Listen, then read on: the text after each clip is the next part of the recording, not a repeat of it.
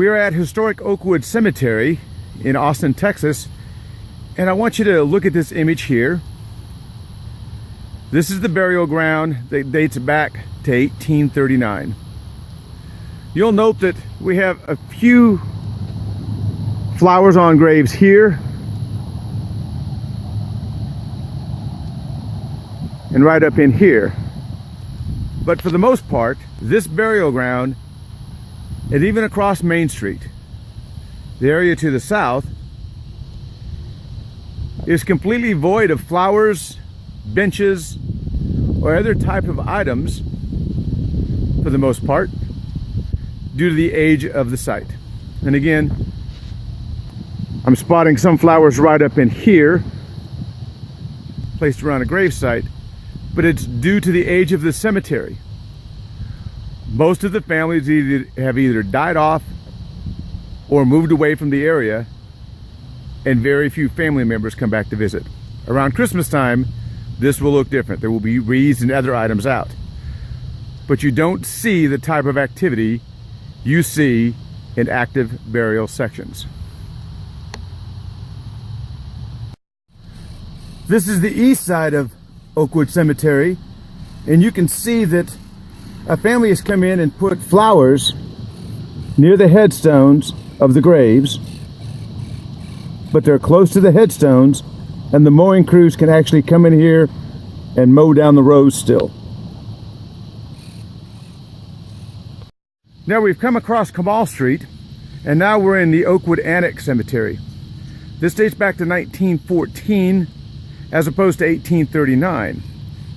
You can see here that again, even from the 1986, the 60s and the 70s, that there's a sparse lack of flowers and other things out here. If you look across the road this way, you can see that families have put flowers in. You can see that families have come by and put flowers next to grave sites, but what they've done is they've used PVC pipes as holders, and the flowers are next to the headstones, and it still allows the city crews to come through and mow. And again, here a family has used a pair of vases that are on the headstone. But again, an older property, it is pretty much easy enough for the city crews to come in here and mow without having to go around obstacles such as benches and curbings, pavers, and other things.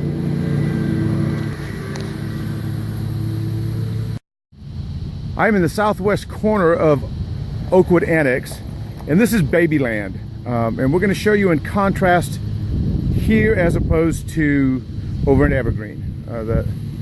The worst thing you could ever imagine would be to lose a child or an infant. And notice that while there are a few graves that are marked, most of these infants, for instance from 1947,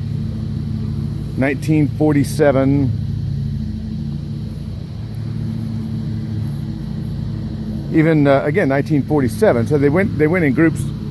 54. Most of these, the families have either died off or very seldom do they come back and visit. And again, here's one from 47 where we've got a plastic vase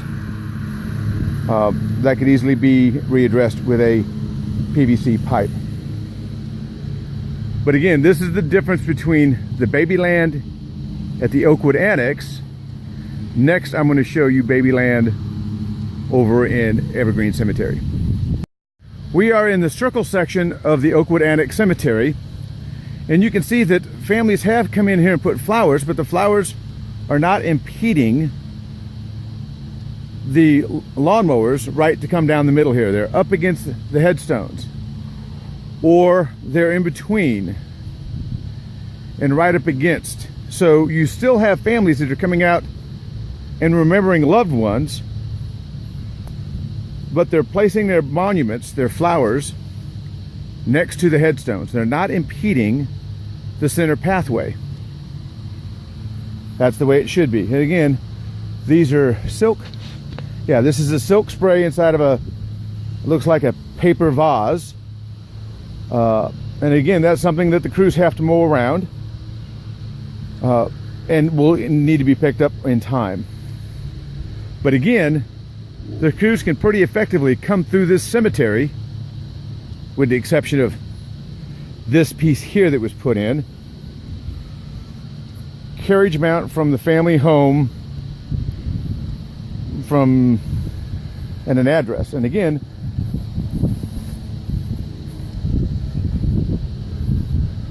Dr. Weno Watt. And again, I don't see the Watt family, and I don't understand how this was placed here, but here's a good example of something that should be considered. This is from the family home, then perhaps it needs to be in between these two. But again, I don't understand, there's no Watts in this area. If we're going to allow our crews to effectively come through and mow our spaces, then if things like this have a significance, then they need to be in line with the stones and not here, so it breaks the rhythm of people coming to mow. Here's an example of a bench, a non-approved bench. Something you would find at the store. It had little legs. It is not solid in the aspect of if somebody were to sit on that and get injured, the city might be liable because they allowed it to remain and it was forbidden by the rules. I'm now at Historic Evergreen Cemetery, and this is the main gate right off of 12th Street. And this is the original part of this cemetery that was established in 1928. And again, you'll find older burials and more recent burials in here. But again, you can see that they have rows of headstones, and families have chosen to put flowers on, but the flowers are on the headstone bases or in line with the monuments. Again, we discourage vases, be they plastic, especially glass, because they hold water. But you can see that this is relatively easy to mow and maintain for the crews by going up and down these rows without a whole lot of interference. The same can be true for this side over here. If we come back over here, you can see that families, for the most part, abide by the rules, and they place their flowers up against the headstones in what we call the monument, the little buffer, the zone, and that still allows the crews to come through here and mow. There's a little bit more extra weed eating to do around these objects, but for the most part, city crews can come down here and go through these rows. Here you can see that these have kind of sunk down, and when the crews come through, this creates a problem for the mowers, because the guy riding the mower has to take a dip down and up, and that's hard on your back. But for the most part, this is all in line and relatively easy to mow and maintain.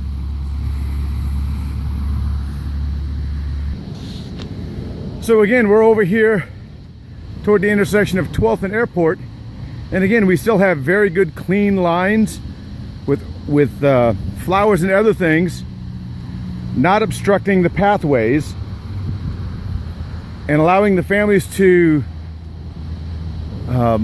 put flowers and other things in without really causing a lot of increased workload. Now we're going to come to this area here. Notice the stark difference between this and this. So this is because this is one of the newer sections. This is the restroom. From just about here, you can see over here everything's fine, but right about here is when there used to be an old garage right here in this area, and over here where you see the Todd, there used to be a house. This was the old caretaker's house. This is still part of the 1928 property, but it was just opened up for burials recently, and the city has lost control. And again, not trying to pick on any one family, but you can see that by putting up fencing, curbing, solar lights, and other things, that the crews can no longer come through here and methodically go up and down the rows and mow and maintain the property.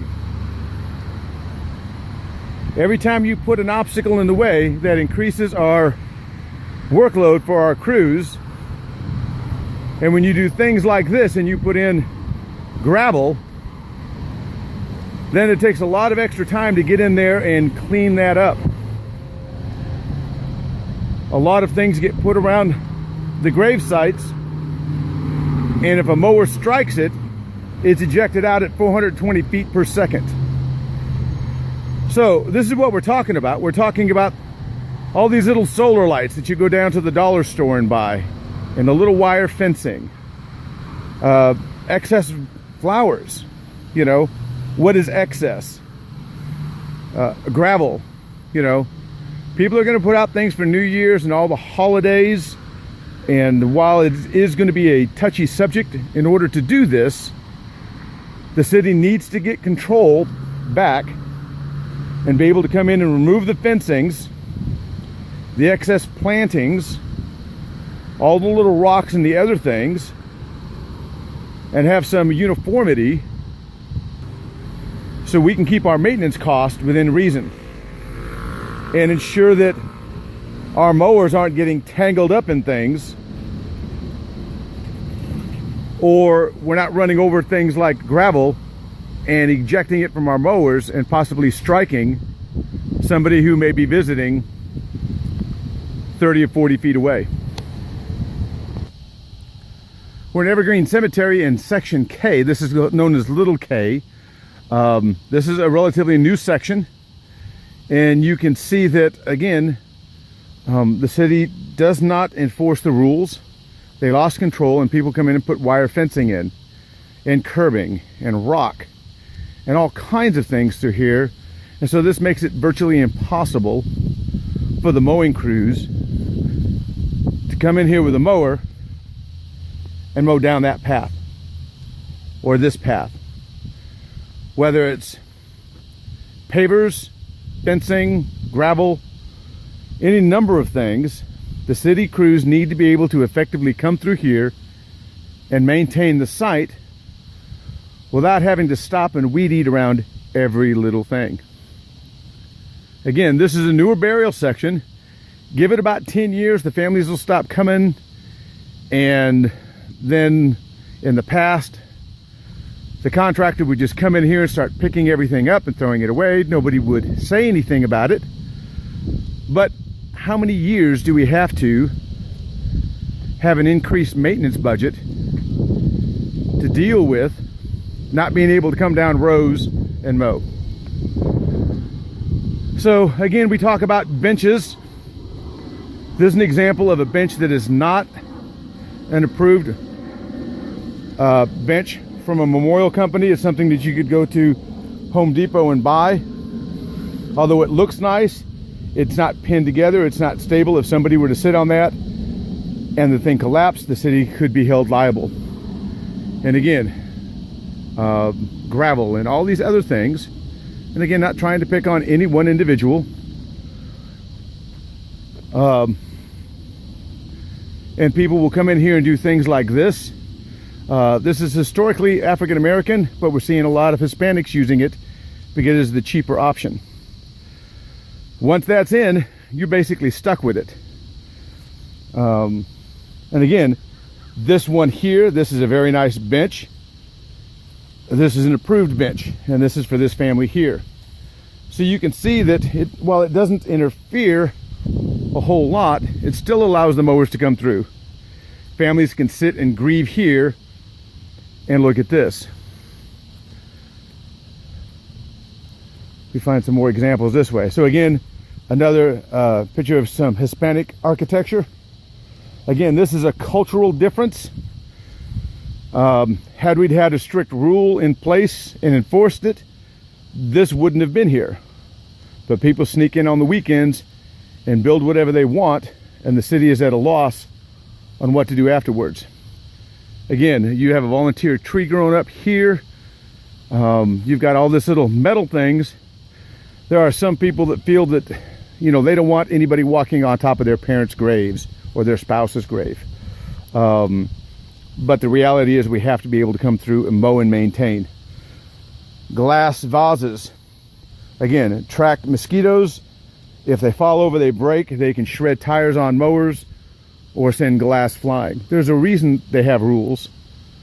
But again, the city has lost control and has been afraid of bad publicity, and this is the end result.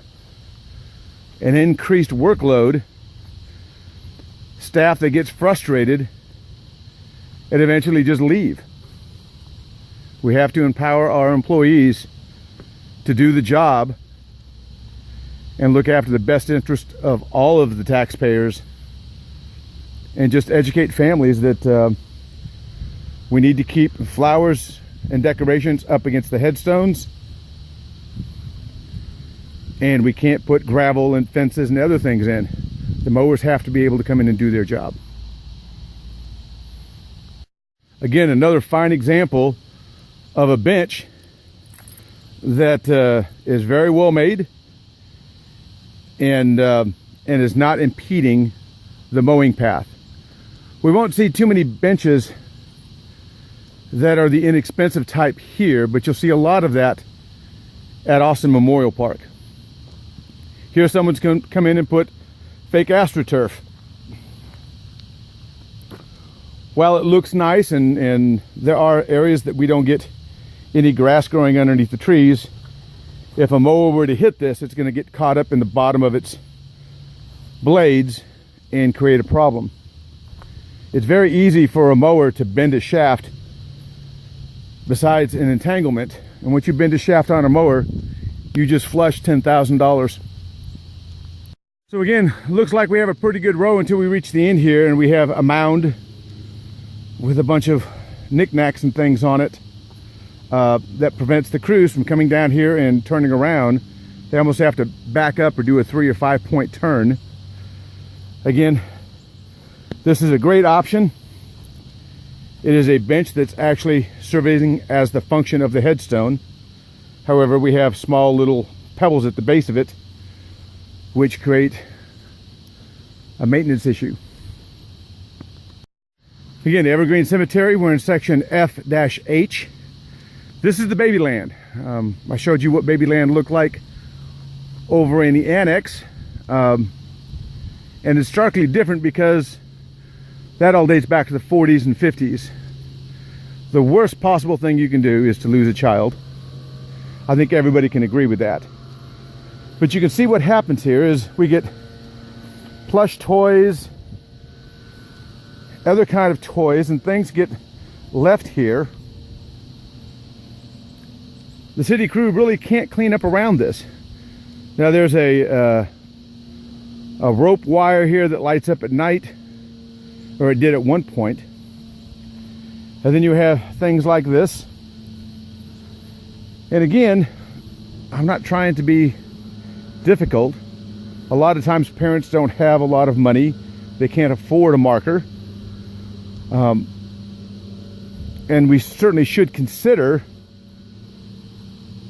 different rules or more lenient rules for Babyland, or what is typically known as the infant burial ground. But you can see that, and I've seen, brothers and sisters coming in playing cars with their siblings that have passed. And so there is a healing process that's here, but you can see some of the challenges that staff faces in trying to come through here and mow and maintain things without getting a huge amount of backlash from families because the toys have been scattered or something is broken or knocked down. And again, we have a little fencing and rock work. This one here is very unique. You can see that there's an acrylic piece here, but it looks like it's on backwards. Everything is upside down. Perhaps it's fallen over. So again, here in Evergreen Cemetery over in Babyland, we have a very nice acrylic piece, and the way it's sitting, that's the back side of it. But what you see here is this piece and this piece were at one time glued onto this, but the glue gave way. Now the only thing that keeps this from being on the ground is the photo that was right here. They had to turn the thing upside down in order to get it to hold. So again, a non-approved monument that was put here. Somebody spent a lot of money, but they didn't bother going through the process of getting it approved. And eventually, they're going to have to come up with another solution. All right, we're at Plummer Cemetery. It dates back to 1890s when Oakwood had run out of space. Very few new burials have happened in here in the last 15 years or so. The city owns this since 1957. Did not get a burial list. The inventory we know is basically just by the headstones that we have on site. We do not have a problem here with excessive decorations because most of these descendants have died off or perhaps moved out of the area. And again, there are some flowers here, but for the most part, yeah, here's a new burial right here. But for the most part, when you look across this landscape, you're not going to see the type of obstructions that we just saw over at Evergreen. The crews, for the most part, can come through here and mow and maintain this property without having to spend excess time with weed eaters working around flowers. And again, this is a burial over here. If I remember right, it was a woman whose husband died 35 years prior, and she joined him at rest here. But again, an older property, this is what you're going to end up with like you had at Oakwood. Eventually, it becomes easy to maintain. The question remains, do you enforce the rules and make it easy for yourself now, or do you bow to the concerns of a few who cite religious or cultural rights and create a much harder time for your workforce and increase cost to the taxpayers?